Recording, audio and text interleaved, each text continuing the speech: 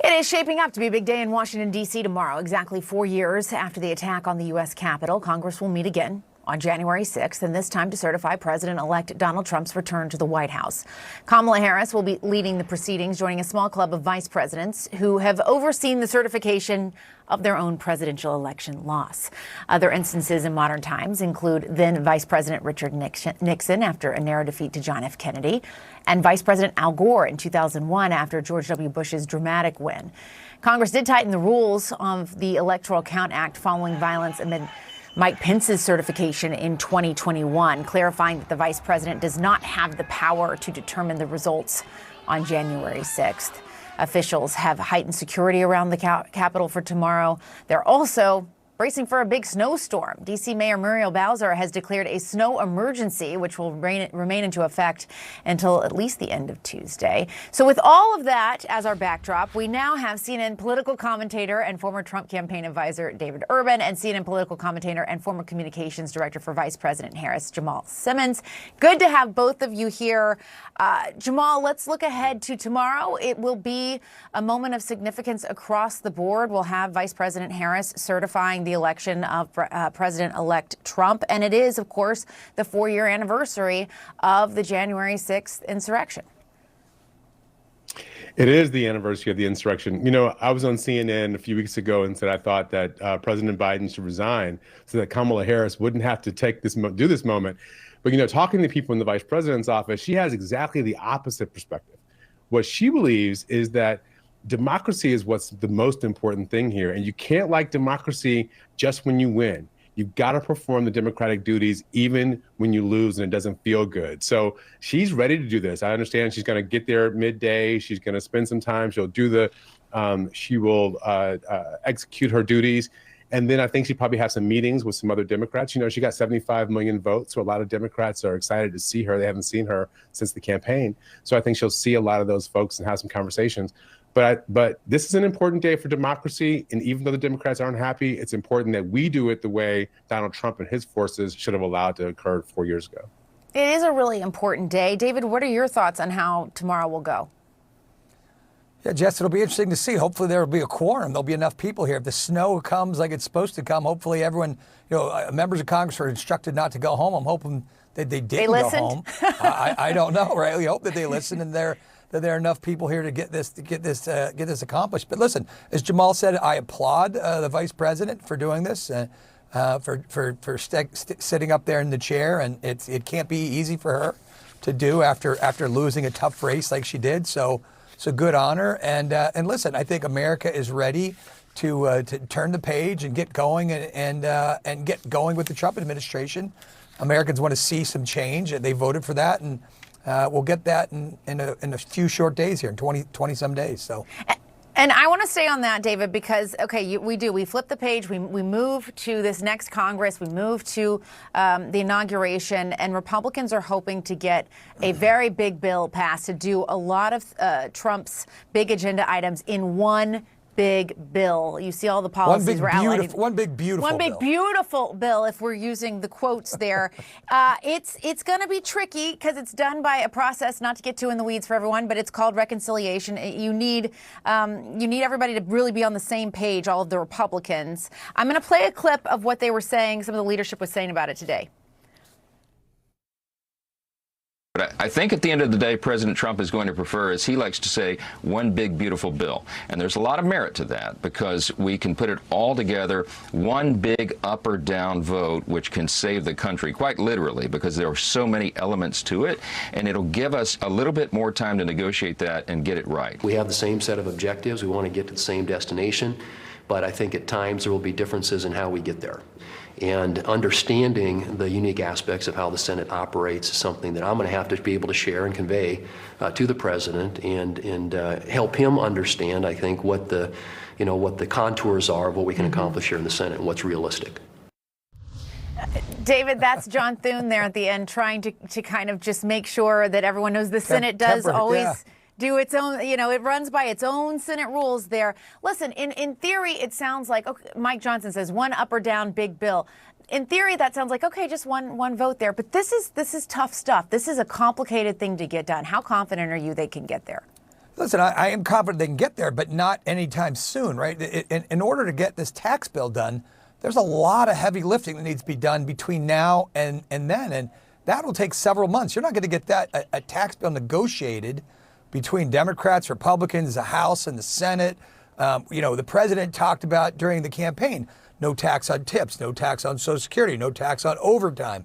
You get a car, you get a car, you get a car, right? State and local income tax reductions. There's a lot of things that are going to need to be looked at, and how do you pay for that, right? You're going to want to get a spending bill, border bill, all these things done, and that doesn't lend itself to, you can be quick or you could be good, but it's hard to be quick and good. And so I think reconciliation can be done, but it's not going to be done anytime until probably, the beginning of summer, June, July, I would say, if you're looking to get all these things wrapped up into one big bill. Not going to be done very quickly. Yeah, I think Mike Johnson was trying to say April. That seems very, very ambitious. Jamal, what are your thoughts on how this will play out? And what are the Democrats going to do in all of this? Because this is a particular congressional kind of parliamentary procedure that they're using to get this through. One thing that the incoming president is going to have to really be mindful of, and I think Democrats will hold his feet to the fire. We heard Hakeem Jeffries talk about this, the Democratic leader, talk about this the other day when he handed the gavel over. I think the president is going to be judged on how he did with prices. Does he bring prices down for the American people? And I got to tell you, doing another tax cut it's inflationary. I mean, adding more tax cuts to the American public is going to be inflationary. At the same time, they're going to be kind of scaring a lot of immigrants back into the shadows. And so we need to make sure that we are not doing things in the American political system that are going to make prices higher for the American people. And if those prices don't come down, I think that is the marker by which Donald Trump will be judged, and he's going to get in a lot of trouble with the American voters. Yeah, Jamal's right there in that the American voters want to see change. They elected Donald Trump to see change. They demand change. And so, Jess, the tough part is, right, this reconciliation bill, even if it comes in April, that's still a long way away. So getting there's a lot of things that are going to be done immediately via executive order. I think on on the 21st of January, you'll see lots of things being done differently in America via executive order and rollback on regulations, and things being cut and chopped and streamlined. But to effectuate real change is going to require congressional action, and that's going to take some time. Yeah. All right. Stay with us, both of you. We're going to take a break, but we're going to catch back up with you on the other side. Still ahead, nearly 3 million retirees in a series of events that President Biden is doing before he leaves office soon, and in just a few weeks.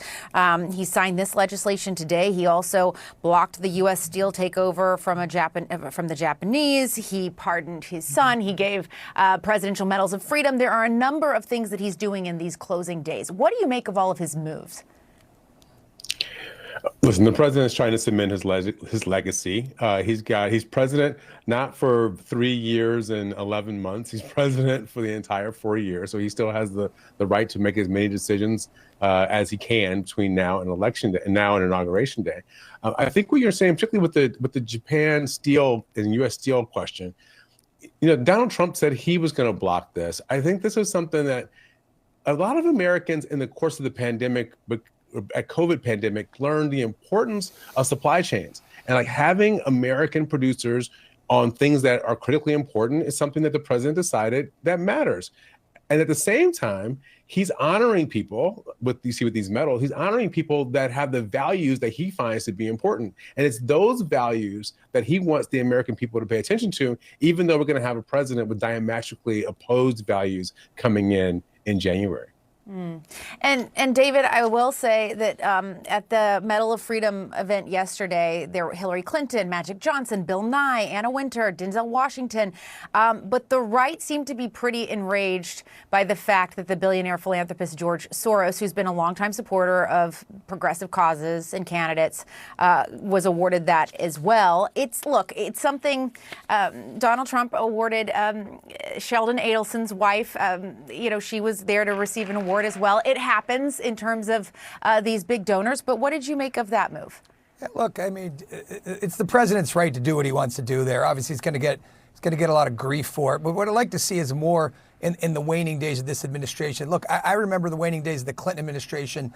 I worked for then Senator Arlen Specter, and I was overseas in Israel at the time. And then President Clinton was in his last few gasps of presidency was trying to hammer out the Wye River Accord and trying to get peace in the Middle East. What I'd like to see this administration do is try to get those hostages released, try to get a resolution in the Middle East. We still have Americans being held overseas. I'd rather see that being the focus than these kind of things. I'd rather see President Biden focus solely on those things than giving out awards and medals and pardons and the like. There's a lot of serious business. To Jamal's point, he's president until January 20th. I'd like to see him run through the tape and get some big things accomplished.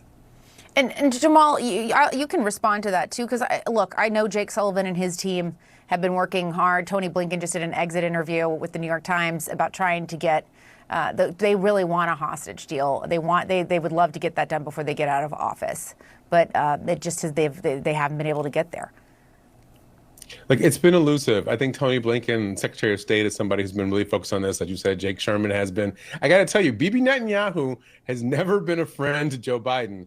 And so I think he's not an ally when they're going into these negotiations to try to figure out how to get something done with Hamas right now. And you've got to have, it's a three-party negotiation. And it doesn't seem like one of the parties is that interested in doing anything before Joe Biden leaves office. Now, what you may see, and we may see this, because remember this happened with the Iran hostages, you may see something happen on Inauguration Day, which is what Iran did in 1981 when Ronald Reagan came into office. So it might be that this is just pushed off into the next administration, but I think it's a high priority for Joe Biden and his team. See, and again, I just have a principal difference there. I don't think you negotiate with Hamas. I think you grind them into the dust.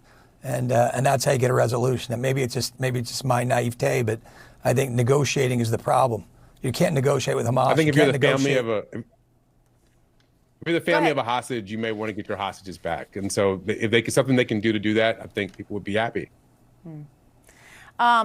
David, as Donald Trump gets ready to prepare to come into office, he is entering the office as president in a much different way. There's so many different ways, in so many different ways from 2017, but the world is a different place. Just kind of piggybacking, just Israel and Gaza and what's going on in the Middle East, much less Russia and Ukraine, much less Iran. I mean, there's so many different buckets. Do you get the sense, because I know you talk to them, that they understand and are coming at this in any sort of different way than they did in 2017, just with the gravity of where the world is today?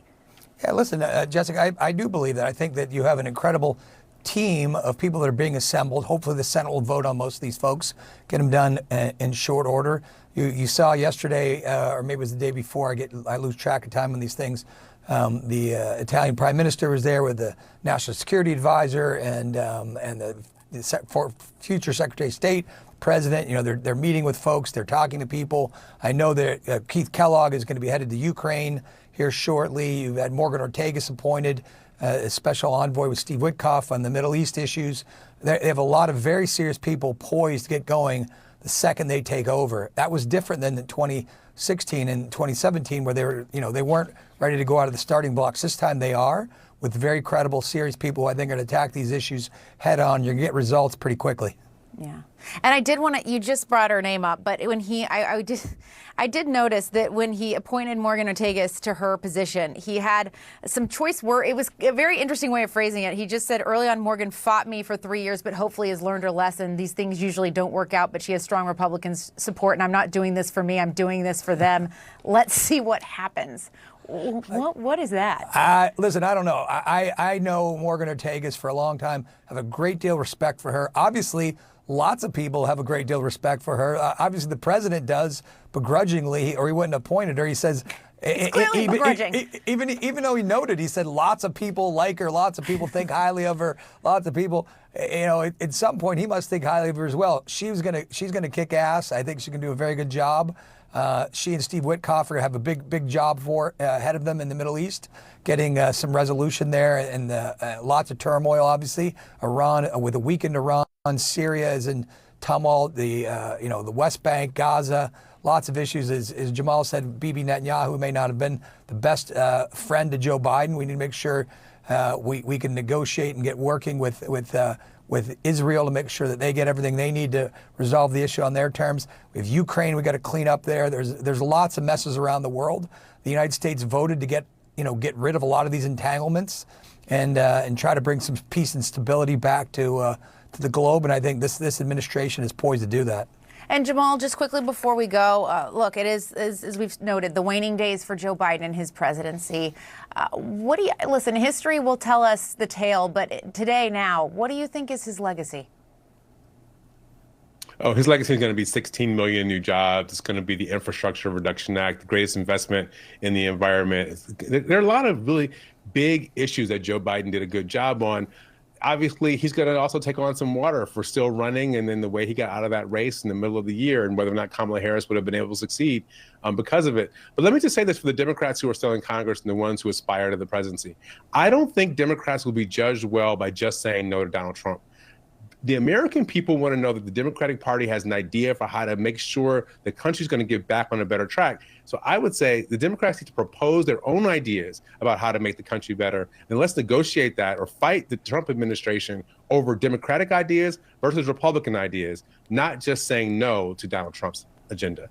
All right, David Urban and Jamal Simmons. I like it, Jamal. Go. I like it. Bipartisanship. We gotta go. Bipartisanship. Okay. David Urban, Jamal Simmons, thanks to both of you. Really appreciate it. We'll be right back.